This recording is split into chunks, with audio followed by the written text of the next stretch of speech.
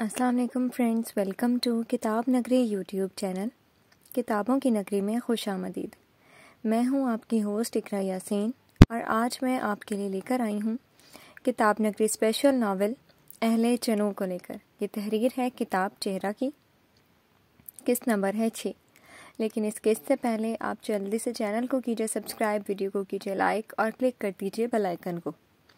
دیر کیے بنا چلتے ہیں قسط کی جانب۔ کب سے جانتی ہو سارا سپتین کو؟ سر پر جلتے تیز روشنی والے بلب کے نیچے ٹانگ پر ٹانگ چڑھائے بیٹھا آفیسر بغور اسے دیکھ رہا تھا۔ 6 مہینے۔ ٹیبل کی سطح گھورتی آہستہ سے بولی تھی۔ اس وقت وہ انویسٹیگیشن روم میں موجود تھی جہاں وہ آفیسر اور ایک لیڈی کانسٹیبل کے ساتھ تھی۔ ان 6 مہینوں میں کتنی بار گھر گئی اس کے؟ ہاتھ میں موجود سٹک کو مسلسل اپنے دوسرے ہاتھ پر مار رہا تھا۔ ایک بار بھی نہیں۔ سر نفی میں ہلاتے نم آنکھوں سے سامنے بیٹھے اس روبدار شخص کو دیکھا جو اس سے کسی عادی مجرم کے طرح سوال کر رہا تھا۔ وہ فوراً نظریں جھکا گئی۔ حیرت ہے، 6 مہینے میں ایک بار بھی گھر آنا جانا نہیں ہوا، اور سارا سپتین کی سب سے اچھی دوست آپ تھیں؟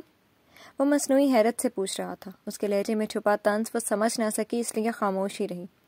وجہ پوچھ سکتا ہوں آپ کی کل کی حرکت کی؟ اس کے اڑے ہوئے حواس اور نم آنکھیں دیکھ کر یا تو کوئی اسے بہت معصوم کہہ سکتا تھا یا عادی مجرم جسے تاثرات بدلنے میں کمال حاصل تھا۔ میں سچ کہہ رہی ہوں آفیسر، میں نے نہیں کیا۔ میں کیوں کروں گی اس کے ساتھ ایسا؟ کہتے کہتے آواز بھرا اٹھی تھی۔ آفیسر نے ناگواری سے اس کے ناٹک کو دیکھا۔ Shut up! کیا ہے پھر یہ؟ تم جیسے ڈرامہ باز مجرموں کو لائن پر لانا آتا ہے ہمیں؟ اس کے سامنے ایک پیپر رکھا تھا۔ اخماسہ نے ناسمجھی سے اس پیپر کو دیکھا۔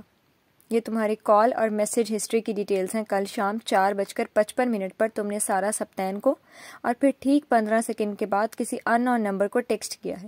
اس لیے شرافت سے ایک جرم کا اعتراف کر لو خود ہی۔ آفیسر جیسے جیسے تفصیل بتا رہا تھا اسے اپنا دماغ چکراتا ہوا محسوس ہو رہا تھا۔ وہ ششدر سی بیٹھی اس سفید کاغذ کو دیکھ رہی تھی۔ کون سی کال؟ کیسے میسج؟ کون ان نون نمبر؟ اخماسہ نے تیزی سے نفی میں سر ہلایا۔ میں قسم کھاتی ہوں میں نے کسی کو میسج نہیں کیا، کسی کو کال نہیں کی۔ میں کیوں؟ سسکیوں کے درمیان بار بار اٹکتے صفائیاں دے رہی تھی۔ جب ہی اس کے ذہن میں جھموکا ہوا تھا، چند لمحوں کے لیے اس کی نظروں کے سامنے یہ جیل آفیسر اور سفید کاغذ کا پرزہ کہیں گم ہو گئے تھے۔ اخماسہ اپنے پیچھے سے آتی علیشا کی ہانپتی آواز پر اس نے پلٹ کر دیکھا تھا۔ وہ سامنے گھاس کی جانب سے اس کے پاس آ رہی تھی۔ یار آئی نیڈ یور ہیلپ۔ سانسیں ہموار کرتے اس کے قریب آئی۔ اخماسہ نے کچھ تعجب سے اسے دیکھا۔ بھلا علیشا کو کب سے اس کی مدد کی ضرورت پڑنے لگی تھی؟ کیسی مدد؟ کندھے پر بیگ کی اسٹرپ ٹھیک کی تھی۔ یار میری بیٹری ڈیڈ ہو گئی اور ڈرائیور کو بلانا تھا۔ اب اتنے سے کام کے لیے واپس کیمپس جاؤں گی تو سمجھو بیچ میں ہی کہیں بے ہوش ہو کر گر جاؤں گی، منہ لٹکاتے بے چارگی سے بولی۔ اس وقت وہ لوگ کیمپس سے کافی ہٹ کر ایک ویران سڑک پر کھڑی تھی۔ سڑک کے دونوں جانب درختوں کے جھنڈ اور گھاس اگی تھی۔ ان دونوں کے علاوہ اور کوئی زیرو دور دور تک نہیں دیکھا جا سکتا تھا۔ ارے کوئی بات نہیں، یہ لو۔ اس نے مسکراتے ہوئے بیگ سے اپنا سیل فون نکال کر علیشا کی جانب بڑھایا، جسے مسکراتے ہوئے اس نے تھام لیا تھا۔ جب تک اس نے میسجنگ کی، اخماسہ اطراف کا جائزہ لے رہی تھی۔ دل ہی دل میں پوائنٹ نہ نکل جانے کا خوف بھی تھا۔ تھینک یو سو مچ یار، چند منٹ بعد مشکور انداز میں کہتے موبائل اس کی جانب بڑھایا تھا، مگر برا ہوا قسمت کا اخماسہ کے تھامنے سے پہلے ہی وہ سڑک پر بڑی زور سے گرا تھا۔ اخماسہ نے دہل کر سڑک پر پڑے اپنے موبائل کو دیکھا اور جھک کر جلدی سے اٹھایا، مگر وہ آف ہو چکا تھا اور اسکرین پر ایک بڑا سا اسکریچ پڑنے کی وجہ سے ایک جال سا آ چکا تھا۔ اوہ نو، آئی ایم سو سوری اخماسہ، یہ تو ٹوٹ گیا۔ میں تمہیں کل نیو فون لا دوں گی۔ I am very sorry. اس کی ضرورت پڑتی شکل دیکھ کر ہاتھ تھامتی جلدی سے بولی۔ نہیں اٹس اوکے، میں ٹھیک کروا لوں گی۔ لب کاٹتے آہستہ سے بولی اور موبائل بیگ میں رکھ لیا۔ نہیں یار میری وجہ سے۔ It's okay. مروتاً مسکراتے اس کی شرمندگی کم کرنی چاہی تھی اور اسے خدا حافظ کہتی آگے بڑھ گئی۔ بول میسنی۔ لیڈی کانسٹیبل کی کرخت آواز اور بال مٹھی میں جکڑنے پر وہ کرہتی ہوئی ہوش کی دنیا میں لوٹی تھی اور پھوٹ پھوٹ کر رو پڑی۔ یہ آنسو اس درد سے زیادہ اس دھوکے کے لیے تھے جو اسے ملا تھا۔ یہ میں نے نہیں کیا، میں سچ کہہ رہی ہوں میڈم۔ آنکھوں میں آنسو لیے درد سے چیختے بمشکل بولی۔ کہاں ہیں وہ لڑکے جن کے ساتھ مل کر پلاننگ کی تھی؟ میں سچ کہہ رہی ہوں، میں نہیں۔ درد سے کراہتے اس پر بے ہوشی سے طاری ہونے لگی تھی جب کانسٹیبل نے پے در پے تمانچے اس کے منہ پر مارے تھے۔ امی! اذیت کے مارے بے ہوش ہونے سے پہلے اس کے منہ سے بس ایک چیخ نکلی تھی اور پھر آنکھوں کے آگے اندھیرا سا چھا گیا تھا۔ وہ جو تنکا تنکا اڑا گئی، کوئی درد و غم کی ہوائیں تھیں، میری بندگی میں تھی کیا کمی، میرے واسطے جو سزائیں تھیں، میری زندگی میں جو دکھ لکھے میرے مولا کیا وہ خطائیں تھیں، جنہیں آنسوؤں میں پرویا تھا وہ میری ادھوری دعائیں تھیں، نہ میری زمین نہ میرا آسماں، تو اپنے کرم کا دکھا دے نشاں میرے مہرباں، نہیں جل رہے تھے دیے یہاں، وہاں میں نے آنکھیں جلائی تھیں، جہاں دھوپ تیز تھی دور تک وہاں میں نے پلکیں بچھائی تھیں، مگر اپنی ساری وہ چاہتیں مجھے راس ہی نہیں آئی ہیں، میرے اپنوں کی وہ رفاقتیں جو پرائی تھیں وہ پرائی ہیں، ایک تو آسرا تو میرا راستہ، تو اپنے کرم کا دکھا دے نشاں میرے مہرباں میرے مہرباں۔ شام کے سائے ڈھل رہے تھے، سورج کی چمکتی کرنیں ماند پڑنے لگی تھی، وہ بیٹی کو تنہا سلاخوں کے پیچھے چھوڑ آئی تھی اور اس وقت باسط فیضان کے ساتھ سبتین ملا کے وسیع دروازے کے سامنے کھڑی تھی، اس امید کے سہارے کہ شاید یہ رئیس لوگ جن کے دلوں کی جگہ پتھر لگے تھے، جنہیں کھرے کھوٹے کی پہچان تک نہ تھی، جنہیں ایک معصوم چھوٹی سی لڑکی مجرم نظر آ رہی تھی، وہ شاید ان پر رحم کھائیں۔ آنٹی رکیں، میں ساتھ چلتا ہوں۔ انہیں اکیلا آگے بڑھتا دیکھ کر وہ کار لاک کرتا قریب آیا۔ نہیں بیٹا، یہ سفر مجھے تنہا طے کرنے دو، کیونکہ جو الزام میری بیٹی پر لگ چکا ہے وہ اتنا سنگین ہے کہ اپنے ہمدردوں کو بھی اپنی لپیٹ میں لے لے گا۔ دوپٹے سے آنکھیں پوچھتے ممنون نگاہوں سے باسط کو دیکھا تھا۔ مگر آنٹی وہ لوگ، باسط ان کے خدشات بھی سمجھ رہا تھا، مگر اندر بیٹھے لوگوں سے کچھ بعید نہ تھی کہ دھکے دے کر گھر سے ہی نہ نکال دیتے۔ تم پریشان نہ ہو، اللہ بہتر کرے گا۔ اس کے کندھے پر محبت سے ہاتھ رکھتے دروازے کی جانب بڑھ گئیں۔ باسط بے بسی سے لب بھینچتا وہی کار کے پاس کھڑا رہ گیا تھا۔ ایک طرف اس کے بچپن کی دوست سارا تھی، جس کے ساتھ اس نے سارا بچپن گزارا تھا، وہ لوگ ایک دوسرے کے بہترین ساتھی تھے۔ اسے بھی سارا عزیز تھی، وہ بھی اس کے مجرموں کو سزا دلوانا چاہتا تھا، مگر دوسری جانب کوئی اور نہیں بلکہ وہ لڑکی تھی جس پر لگے الزام پر سب سے پہلے اس کا دل چیخا تھا، وہ اخماسہ تنویر جو نہ جانے کب اور کیسے اپنی معصومیت اور سادگی کی وجہ سے اس کے دل میں گھر کر گئی تھی۔ آج اسی کے کردار پر انگلی اٹھائی گئی تھی، اسے جیل تک بھیجا جا چکا تھا، اور باسط فیضان بس ہاتھ باندھے کے تماشا دیکھ رہا تھا۔ ہاں بولو بی بی، کس سے ملنا ہے؟ دروازے پر موجود کھڑکی کھول کر چوکیدار نے پوچھا۔ سارا اور اس کی والدہ سے ملنا ہے، کہیں بہت ضروری بات ہے۔ ثنیہ بیگم کی بات پر چوکیدار نے حیرت سے ان کا حلیہ دیکھا۔ سادہ سی قمیض شلوار اور سر سے دوپٹہ اوڑے بہت ہی مفلس لگ رہی تھی۔ دیکھو بی بی، بعد میں آنا، مصروف ہے بیگم صاحبہ۔ انہیں ٹالتا کھڑکی بند کرنے لگا۔ ثنیہ بیگم نے کھڑکی تھام لی۔ نہیں بیٹا نہیں، بس ایک بار میری ملاقات کروا دو۔ انہیں کہو اخماسہ کی امی آئی ہیں، بھرائی ہوئی آواز میں التجا کرنے لگی۔ چوکیدار نے چند لمحے بغور انہیں دیکھا، پھر انتظار کرو کا کہہ کر کھڑکی بند کر دی۔ تقریباً 10 منٹ بعد دروازہ اسی چوکیدار نے آ کر کھولا تھا۔ ثنیہ بیگم کی رگوں میں جیسے زندگی سے دوڑ گئی۔ آؤ میرے ساتھ، اپنے پیچھے آنے کا اشارہ کیا تو وہ آنسو پوچھتی اس کے ساتھ ہی ہو لی۔ ایک وسیع و عریض لان کی راہداری عبور کرنے کے بعد وہ اپنی 2 پٹی والی چپل کے ساتھ چمکتی ہوئی سنگ مرمر کی سیڑھیاں چڑھ رہی تھیں۔ آج انہیں احساس ہوا تھا کہ سارا سبتین سے دوستی کر کے اخماسہ نے یہی انتظار کرو بی بی، انہیں شاندار ٹرکش سٹائل میں بنائے گئے شاندار لاؤنج میں چھوڑ کر واپس مڑ گیا تھا۔ وہ چند پل یوں ہی تنہا کھڑی ویٹ کرتی رہی، جب ایک خوبصورت باوقار خاتون ایک کمرے سے نکل کر ادھر ہی آ رہی تھی۔ السلام علیکم۔ ثنیہ بیگم نے جلدی سے سلام کیا، جبکہ وہ بغور ان کے حلیے کا جائزہ لے رہی تھی۔ کچھ بھی ان کی توقع کے برخلاف نہ تھا۔ کیوں آئی ہیں یہاں؟ ان کے سلام کو نظر انداز کرتے سوال کیا۔ آپ جانتی ہیں میں یہاں کیوں آئی ہوں؟ مہربانی کر کے میری بیٹی مجھے لوٹا دیں۔ ڈبڈبائی آنکھیں لیے ان سے التجا کی۔ آج پورے دن میں جتنی ذلت وہ اٹھا چکی تھیں، اگر اس وقت ان کے پاؤں میں بھی گرنا پڑتا تو وہ کر گزرتی۔ جانتی ہیں کیا کیا ہے آپ کی بیٹی نے؟ میری بیٹی نے اسے اپنا بہترین دوست سمجھا، ہمیشہ اس کی عزت کی، اور وہ کیا اس لائق ہے وہ؟ اس بار عالیہ صاحبہ کی آواز نہ چاہتے ہوئے بھی بلند ہو گئی تھی۔ وہ بے بسی سے نفی میں سر ہلا رہی تھی۔ میں قسم اٹھانے کو تیار ہوں میری بیٹی پانی کی طرح شفاف ہے، وہ یہ مکروہ کام نہیں کر سکتی۔ خدارا مدد کریں ہماری، وہ آج صبح سے جیل میں ہے۔ سسکتے ہوئے ان کے آگے ہاتھ جوڑنے لگی۔ میری بیٹی ایسی نہیں ہے، کسی نے الزام لگایا ہے بہن جی، ہم پر رحم کریں۔ عالیہ صاحبہ کا دل ان کی بے بسی پر ایک پل کے لیے لرزا تھا۔ وہ 2 قدم پیچھے ہٹی تھی۔ کوئی کیوں الزام لگائے گا آپ کی بیٹی پر؟ بڑی کوئی پہنچی ہوئی چیز ہے وہ۔ اس سے پہلے کہ عالیہ صاحبہ کچھ کہتی، اسلان سبتین استہزائیہ لہجے میں کہتا سیڑھیوں سے نیچے آ رہا تھا۔ دونوں نے چونک کر اس کی جانب دیکھا۔ مجھے تو حیرت ہے، آپ یہاں آ کیسے گئیں اس کی سفارش کرنے؟ وہ بے غیرت تو… بس۔ ثانیہ بیگم کی ممتا کرلا اٹھی تھی۔ واقعی ثابت ہوا تھا کہ ان محلوں میں رہنے والوں کے دل میں سیاہی اور آنکھوں پر پٹی لپیٹی جا چکی تھی۔ میری بیٹی کے لیے ایک غلط بات بھی مت کرنا۔ وہ چٹک اٹھی تھی۔ اذلان کے چہرے پر ناگواری سی چھانے لگی۔ بہت پارسا ہے آپ کی بیٹی، جو اپنی دوست کو دھوکہ دے کر اسے آوارہ لڑکوں کے حوالے کر دے، اس کی بے بسی سے فائدہ اٹھائے۔ اذلان سبتین کی زہر اگلتی گرجدار آواز بلند سے بلند تر ہوتی گئی۔ اذلان! عالیہ صاحبہ نے ان کا زرد پڑتا چہرہ دیکھ کر بیٹے کو تنبیہ کی۔ وٹ ماما، مجھے تو حیرت ہے آپ نے انہیں گھر میں کیسے گھسنے دیا؟ کیا ان کی بیٹی رحم ڈیزرو کرتی ہے؟ کیا بھول گئی سارا کی کنڈیشن؟ وہ ماں کی ہمدردی پر کھول کر رہ گیا۔ اس کی بہن جس ذہنی کیفیت سے گزر رہی تھی، اس کے آگے اذلان سبتین ہر چیز فراموش کر بیٹھا تھا۔ میری بیٹی ایسی نہیں ہے، وہ نہیں کر سکتی ایسا، وہ ایسی ہے ہی نہیں۔ ان کے لبوں سے بس اتنا ہی نکلا تھا۔ بوڑھی غمزدہ آنکھوں سے آنسو ٹوٹ کر گرے تھے۔ ماما انہیں بھیج دیں یہاں سے، میں صرف ان کی عمر کا لحاظ کر رہا ہوں۔ اس کی سرد اور دو ٹوک آواز پر ثانیہ بیگم نے ایک آخری التجائیہ نظر عالیہ صاحبہ پر ڈالی، مگر وہ رخ موڑتی اندر کی جانب بڑھ گئی۔ اور اس بات کا کیا مطلب تھا، ثانیہ بیگم بخوبی سمجھ گئی تھی۔ ایک متاسف نگاہ چہرے پر چٹانوں سے سختی لیے کھڑے اذلان سبتین پر ڈالی اور تھکے تھکے قدموں سے واپس پلٹ گئیں۔ وہ ان بے حس لوگوں سے التجا کرنے آئی تھیں جنہیں انسانوں کی پہچان نہ تھی، جو سچ اور باطل کو جانے بغیر ہی فیصلہ صادر کر دیتے تھے۔ اوپر پلر کے سہارے کھڑی سارا نہ مانگے لیے واپس اپنے کمرے کی جانب بڑھ گئی۔ اس کے قدموں میں بھی شکستگی تھی، دکھ تھا، ایک دوست کھو دینے کا، ایک عظیم دھوکے کا۔ آنٹی! وہ لڑکھڑاتے قدموں کے ساتھ مین گیٹ سے باہر نکلی تو باسط نے لپک کر انہیں تھاما تھا۔ ان کی غمزدہ حالت اندر ہوئے جانے والے سلوک کا چینخ چینخ کر پتہ دے رہی تھی۔ یہ لوگ بہت بے رحم ہیں بیٹا۔ سسکتے ہوئے ان کے لبوں سے بس اتنا ہی نکلا تھا۔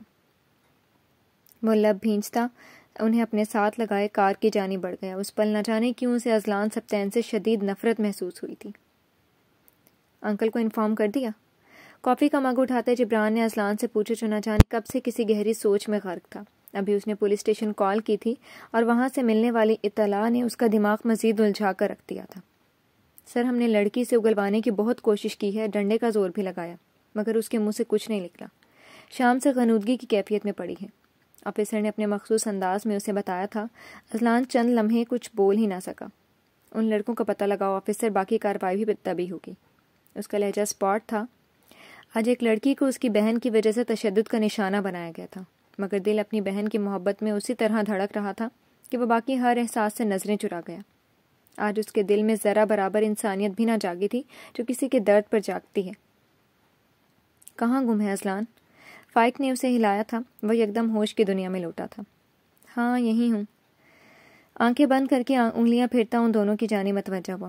تو تھک ہے، ریسٹ کر، ہم پھر آ جائیں گے۔ جبران نے بغور اس کا جائزہ لیا۔ چہرے پر تھکن اور آنکھوں کی سرخی واضح تھی۔ ہاں یار، تو کل پوری رات نہیں سویا، فائق نے بھی تائید کی۔ جب تک وہ باسٹرڈ تنتناتے پھر رہے ہیں، مجھے نیند آ بھی نہیں سکتی۔ اس کے لہجے میں شعلوں کی لپک تھی۔ وہ دونوں ہی خاموش ہو گئے تھے، کیونکہ سارا جبران کو بھی بہنوں کی طرح عزیز تھی، اور فائق احمد، اس کا تو تھا ہی دل کا معاملہ۔ بابا کو انفارم کر دیے کل شام واپس آ رہے ہیں۔ ٹیبل سے اپنا کافی کا مگ اٹھاتے انہیں اطلاع دی۔ میں تو اللہ کا شکر ادا کر رہا ہوں کہ سارا بحفاظت گھر لوٹ آئی ہے۔ جبران تسلی آمیز انداز میں بولا تو وہ دونوں ہی سر ہلا گئے۔ اس پر تو اللہ کا جتنا بھی شکر کیا جاتا کم تھا۔ ویسے مجھے ایک بات سمجھ نہیں آ رہی اذلان، اگر اس سب کے پیچھے سارا کی فرینڈ اغمازہ تھی تو اس نے اپنے ہی موبائل سے ان لڑکوں کو میسج کیوں کیا؟ فائق نے ذہن میں کلبلاتے سوال کو زبان دی تو اذلان کی بھویں نہ سمجھی سے اکٹھی ہوئی تھیں۔ کیا مطلب ہے تیرے اس سوال کا؟ چہرے پر ناگواری سی چھا گئی۔ تو سوچ ذرا، کوئی اپنے ہی موبائل سے میسج کیوں کرے گا؟ ظاہر ہے سارا کے موبائل پر آخر میسج اس کا آیا تھا تو سب نے شک بھی اسی پر کرنا تھا، مگر اس سے پہلے تو ان لڑکوں سے کوئی رابطہ نہیں ہوا اغمازہ کا۔ فائق نے بس ایک پوائنٹ اٹھایا تھا، کیونکہ نہ جانے کیوں وہ لڑکی اسے پہلی نظر میں ہی بے ضرر سی لگی تھی۔ جبران بھی اس کی بات پر سوچ میں پڑ گیا تھا، مگر اذلان سبتین کے اعصاب تن گئے۔ تو بتا، کس کا گریبان پکڑے جا کر؟ کل جس حالت میں سارا مجھے ملی تھی تب سے کیا کیفیت ہے میری، تو 1% بھی اندازہ نہیں لگا سکتا فائق احمد۔ سرد لہجے میں پھنکارتا صوفے سے اٹھ کھڑا ہوا۔ دیکھ اذلان، میں سمجھ سکتا ہوں۔ نہیں فائق، تو نہیں سمجھ سکتا۔ تو نہیں سمجھ سکتا کل میری اور ماما کی کیا کنڈیشن تھی، ہم کس عذاب سے گزر رہے تھے۔ یہ دل دھڑکنا بھول گیا تھا فائق احمد۔ اس کے بلند ہوتا لہجہ آہستہ آہستہ درد میں ڈوبنے لگا۔ فائق احمد کا دل مٹھی میں چکڑ گیا تھا۔ کیا ایسا ہو سکتا تھا کہ وہ اپنی رگے جاں کا درد نہ محسوس کر سکتا ہو؟ کیا وہ خود کل ایک پل کے لیے بھی سکون سے رہ سکا تھا؟ اذلان، وہ بس یہ کہہ رہا ہے ہو سکتا ہے ہم بے قصور کو سزا دے رہے ہوں، تو خود سوچ، وہ اکیلی ماں بیٹی مشکل سے اپنا گزر بسر کرنے والیاں کیسے بنا سکتی ہیں اتنا بڑا پلان؟ جبران بھی فائق کی بات سے متفق تھا۔ اذلان سبتین کے لبوں پر استہزائیہ مسکراہٹ بکھر گئی۔ ایسے لوگ ہی تو شارٹ کٹس لیتے ہیں۔ جبران وارث ایک ایک لفظ چباتا زہر خند لہجے میں بولا۔ تو پھر تو ان لوگوں نے 3-4 کروڑ کی ڈیمانڈ کرنی چاہیے تھی۔ آخر تیری فیملی سٹیٹس سے آگاہ ہیں وہ لوگ۔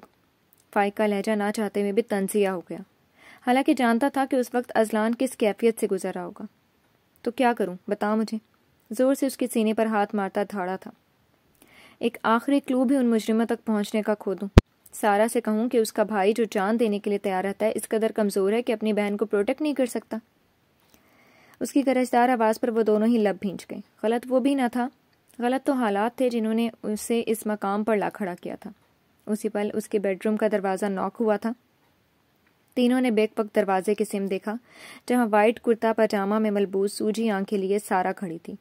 فائق نے بغور اس کے حسین چہرے پر گھلی زردیوں کو دیکھا، کتنا مرجھا گئی تھی وہ۔ بھائی، بات کرنی ہے، کچھ جھجک کر بولی تھی۔ آ جاؤ بیٹا۔ اذلان نے محبت سے اسے اپنے پاس بلایا۔ چل ہم چلتے ہیں، رات بھی کافی ہو گئی ہے۔ جبران نے اس کا کندھا تھپکا۔ فائق بھی اس سے زبردستی گلے لگتا باہر نکل گیا تھا۔ اختلاف اپنی جگہ، مگر ان کی دوستی انمول تھی۔ کیا بات ہے، طبیعت ٹھیک ہے؟ متفکر سا ہو کر اس کا ماتھا چیک کیا۔ جی بھائی ٹھیک ہوں۔ ہلکا سا مسکرائی تھی۔ اذلان اسے وہیں اپنے ساتھ صوفے پر بٹھا لیا۔ پریشان لگ رہی ہو؟ اس کی فکر پر وہ آہستہ سے سر جھکا گئی۔ کیا بات ہے سارا، کھل کر بولو۔ نم آنکھیں لیے التجا کی۔ اذلان کے چہرے پر ایک ہی ساتھ کئی رنگ آ کر گزرے تھے، پہلے نہ سمجھی، پھر بے یقینی اور پھر غصہ۔ جانتی بھی ہو کیا کہہ رہی ہو؟ لہجہ بمشکل نارمل رکھا تھا۔ جی بھائی، کیونکہ اس کی ماما کا جو حال میں نے دیکھا ہے، میں ان کے لیے اسے معاف کر دینا چاہتی ہوں، کیونکہ ان کی زندگی میں صرف اغمازہ ہی ہے۔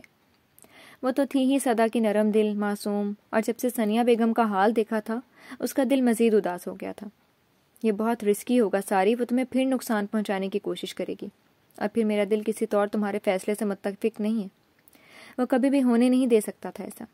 پلیز بھائی، میری خاطر، اور میں جانتی ہوں آپ کبھی بھی میری بات کو نظر انداز نہیں کریں گے۔ اس کا ہاتھ تھامتی سسکی تھی۔ اذلان نے بے بس ہوتے اسے اپنے ساتھ لگا لیا۔ واقعی وہ اس کی کوئی بات نہیں ٹال سکتا تھا، مگر تم آئندہ اس کی شکل بھی نہیں دیکھو گی۔ میں دیکھنا بھی نہیں چاہتی اسے، صرف آنٹی کی وجہ سے معاف کر رہی ہوں۔ اپنے آنسو رگڑتے نفرت سے بولی۔ وہ ایک گہری سانس بھر کر رہ گیا۔ چلو تم بھی ریسٹ کرو اب جا کر۔ اس کے بال سے ہلائے۔ وہ بھی مسکراتی ہوئی کمرے سے باہر نکل گئی تھی۔ اذلان تھکا تھکا سا صوفے کی پشت پر گرا تھا اور اپنی جلتی آنکھیں موند گیا۔ جو کچھ سارا ابھی کہہ کر گئی تھی وہ کرنا اتنا آسان نہ تھا، کیونکہ وہ لڑکے اب تک دندناتے پھر رہے تھے۔ کوئی ایسا کلو ہاتھ نہیں لگ رہا تھا جس سے یہ گتھی سلجھ جاتی۔ تمہارا دماغ خراب تو نہیں ہو گیا سارا؟ تم سے کس نے کہا تھا اتنی مہان بن جاؤ؟ علیشہ اس کی دلی پر بل کھا کر رہ گئی تھی۔ وہ یونیورسٹی جانے کے بجائے سیدھی اس کی طرف آ گئی تھی۔ اس کے لتاڑنے پر سارا خاموشی سے سر جھکا گئی۔ اب ایسے مجرموں کی طرح سر کیا جھکا رہی ہو؟ بتاؤ مجھے، ضرورت ہی کیا تھی کیس واپس لینے کی؟ اس کا بس نہیں چل رہا تھا کہ وہ کچھ کر جائے، کہیں ان کے ہاتھ کوئی ثبوت نہیں، ناممکن۔ اس کی ماما آئی تھیں کل، بہت اپسیٹ تھیں۔ ان کا حال مجھ سے نہ دیکھا گیا، بس جب ان کا چہرہ آنکھوں کے سامنے آتا وہ یوں ہی رنجیدہ ہو جاتی۔ تمہیں نہیں پتا سارے، یہ غریب لوگ بہت چالاک ہوتے ہیں، سانپ کی طرح کینچلی بدلنا ان کے لیے کوئی بڑی بات نہیں۔ متفکر انداز میں کہتی، بغور اس کے تاثرات دیکھ رہی تھی۔ جس وجہ سے یہ سب کیا تھا، اگر وہ اب دوبارہ پہلے جیسا ہو جاتا تو اس کی تمام کوششیں رائے گا جاتی۔ چھوڑو علیشہ، پلیز بند کرو یہ ٹاپک، میں تھک چکی ہوں۔ اپنا دکھتا سر تھامتے بے بسی سے بولی۔ کیا تم پھر سے اس سے پیچ اپ کرنے کا سوچ رہی ہو؟ سارا نے نم آنکھیں اٹھا کر اسے دیکھا۔ یہ ممکن نہیں علیشہ، اس کے دھوکے کے بعد میں شکل بھی دیکھنا نہیں چاہتی۔ آنکھوں میں اغمازہ کے لیے نفرت لیے زہر خند لہجے میں بولی۔ علیشہ کے اندر ایک اطمینان کی لہر دوڑ گئی۔ اچھا ٹھیک ہے، موڈ صحیح کرو اپنا، آج ہم گھومیں گے پھریں گے اور ڈھیر ساری شاپنگ کریں گے، تم بھی فریش ہو جاؤ گی۔ نہیں علیشہ، بالکل موڈ نہیں۔ اس نے ٹالنا چاہا۔ اس وقت وہ کس طرح خود کو سنبھالے بیٹھی تھی کہ وہی جانتی تھی۔ کچھ دیر پہلے کے باسط فیضان کے الفاظ اس کے کانوں میں اب تک باز گشت کر رہے تھے۔ کیا تمہیں کھرے کھوٹے کی پہچان نہیں سارا؟ کیا تمہیں اغمازہ ایسی لڑکی لگتی تھی جو اتنا گھٹیا کام کرے؟ باسط کا درشت لہجہ اسے جھنجھوڑ کر رکھ گیا تھا۔ ہاں صحیح کہہ رہے ہو باسط، میں ایسا نہیں سمجھتی تھی اسے۔ اپنی سب سے اچھی دوست اور قریبی دوست سمجھا تھا، مگر اس نے بہت غلط کیا ہے میرے ساتھ۔ کیا تم نہیں جانتے؟ چیختے چیختے اس کا گلا یکدم روند گیا۔ باسط سختی سے اپنے لب بھینچ کے اسے صرف اغمازہ ہی کی نہیں بلکہ اس کی بھی پرواہ تھی۔ میں جانتا ہوں سارا، تم بہت بڑے ٹراما سے گزری ہو، مگر پلیز ایک بار ٹھنڈے دماغ سے سوچو، کیونکہ یہاں اغمازہ کے ساتھ اچھا سلوک نہیں ہو رہا، اسے ٹارچر کیا جا رہا ہے۔ اس کی کربناک آواز پر سارا ٹھٹکی تھی۔ کیا مطلب؟ اسے انویسٹیگیشن کے دوران کافی ٹارچر کیا گیا ہے۔ وہ کرب زدہ لہجے میں تمام تفصیل اسے بتا رہا تھا جو آج صبح اس نے دیکھی تھی۔ سارا کے دل کو کچھ ہوا تھا۔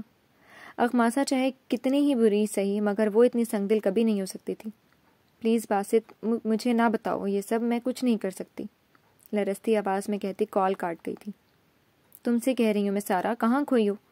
علیشا اس بار کندرے جھجلا کر بولی تھی۔ وہ سوچو کہ بھور سے نکلی۔ Please issue, I need some space, التجا کرتی سسک اٹھی تھی۔ اس نے آگے بڑھ کر اسے گلے لگا لیا۔ اچھا چلو رو مت، everything will be fine, اسے تسلی دیتی کچھ دیر میں اٹھ کھڑی ہوئی تھی۔ سارا نے اسے نہ روکا تھا، اس وقت وہ صرف تنہائی چاہتی تھی۔ ارے سر، آپ کیوں آئے؟ ہمیں بلوا لیا ہوتا۔ صبح ہی صبح اسے تھانے میں دیکھ کر کھڑا ہوتا آفیسر مؤدب انداز میں بولا۔ گرے اینڈ وائٹ ٹو پیس میں ملبوس اسلان سبتین اپنی باروبو شاندار شخصیت لیے پروقار چال چلتا چیئر پر آ بیٹھا تھا۔ نہیں، یہاں آنا ضروری تھا۔ یہ بتاؤ کچھ پتہ چلا ان لڑکوں کے بارے میں؟ اس کا لہجہ اسپاٹ تھا۔ وہ بھی واپس اپنی نشست پر بیٹھ گیا۔ سر، ہمارے اہلکار کوشش کر رہے ہیں، انشاءاللہ جلد ہی اچھی خبر آئے گی، رسانیت سے کہتے پہلو بدل گیا۔ اذلان نے سختی سے اپنے جبڑے بھینچے تھے۔ آخر کب آئے گی وہ اچھی خبر آفیسر؟ 24 گھنٹے سے زیادہ ہو گئے ہیں، اور کتنا وقت چاہیے تمہیں؟ ہاں؟ اس کا بس نہیں چل رہا تھا کہ اس تھانے کو ہی آگ لگاتی۔ سر، ہم لڑکی سے اگلوانے کی کوشش کر رہے ہیں، مگر اب تک کچھ نہیں بولی۔ وہ کچھ پریشانی سے بولا تھا۔ اذلان نے ضبط کے مارے مٹھیاں بھینچ لیں۔ چھوڑ دو اسے۔ جی، یہ کیا کہہ رہے ہیں سر؟ اس نے حیرانگی سے اسے دیکھا ہے۔ جو کہا ہے کرو، اسے چھوڑ دو، مگر اس کے ہر قدم پر نظر رکھنی ہے، دو ٹوک انداز میں کہتا اٹھ کھڑا ہوا۔ کون کون آیا تھا اس سے ملنے؟ سر، اس کی ماں اور ایک لڑکا ہی آئے تھے کل بس۔ اس کے ساتھ آفس سے نکلتے ہی اطلاع دی۔ وہ محض سر ہلا گیا۔ میں ملنا چاہتا ہوں ایک بار اس سے۔ اذلان کے کہنے پر وہ سر ہلاتا اسے اغماسا کے لاک اپ کی جانب لیے بڑھ گیا، جہاں وہ دونوں ہاتھ گھٹنوں کے گرد لپیٹے سر گھٹنوں میں دیے دیوار سے لگی بیٹھی تھی۔ اذلان لاک اپ کے باہر کھڑا چلتی نگاہوں سے اسے دیکھ رہا تھا۔ نزاکت، دروازہ کھول۔ سر، یہ کل سے ایسی ہی ڈھیٹ بنی پڑی ہے۔ آفیسر کے حکم پر کانسٹیبل نے جھٹ سے دروازہ کھولا تھا۔ ان کی آوازوں پر اغماسا نے جھٹکے سے سر اٹھایا۔ وہ سامنے ہی آنکھوں میں قہر و غضب لیے کھڑا اسے گھور رہا تھا۔ اس کا ننھا سا دل کانپ کر رہ گیا۔ بے ساختہ اپنے نیم مردہ وجود کو لیے پیچھے سرکی تھی۔ اذلان سبتین مضبوط قدم اٹھاتا لاک اپ میں داخل ہوا اور قریب آتا اس سے ایک قدم کے فاصلے پر آ رکا۔ جی فرینڈز، کیسی لگی آپ کو آج کی قسط؟ کمنٹ سیکشن میں اپنی رائے کا اظہار ضرور کریں۔ پھر حاضر ہوں گے نئی قسط کے ساتھ، تب تک کے لیے شکریہ، اللہ حافظ۔